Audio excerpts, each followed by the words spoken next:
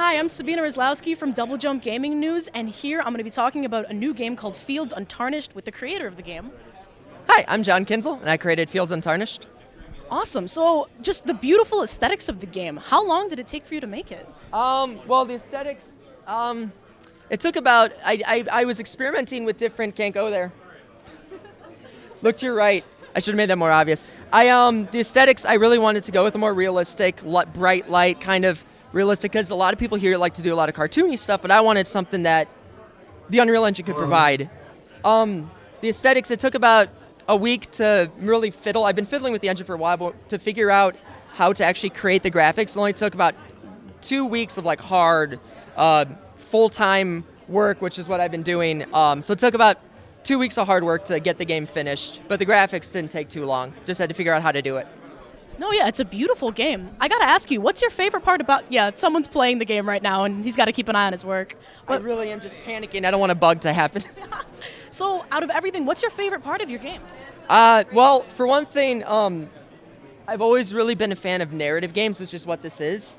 It's just narratives. I love things that tell story. This was an experimentation on how to use the environment to help tell the story, because the environment changes. You play the same level. Is it not going? Hold on. Go to the door and press E. Go up to and press E. Really close. Press E. Like a true creator. Oh, always got to keep an eye on his work. Hold on. You might have missed one. Go check. So my favorite part is probably making the environments, putting the trees down and the grass was just endlessly fun. But really, it's messing with the lighting system. In this map particularly, if you look up, it's a very blue sky. And I want to go wow. a very, very blue sky, because that'll contrast with what happens later. That'll contrast with it. Yeah.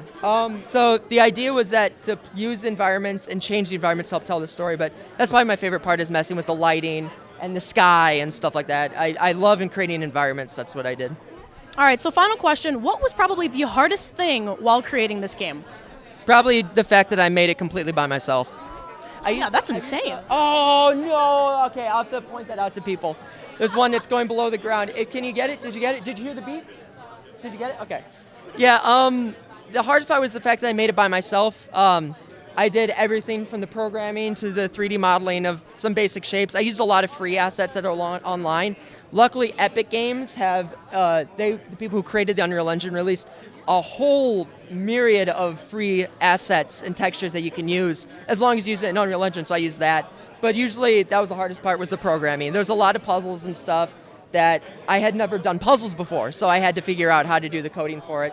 But the good thing is that the Unreal Engine really allows you to do it without actual programming. You can do it visually, so that was pretty fun. Well, this game looks like it was such a feat, and it's a beautiful game. Thank you so much for the interview. Thank you. I'm Sabina Raslawski from Double Jump Gaming, and stay tuned for more things from the MAGD Expo in 2016.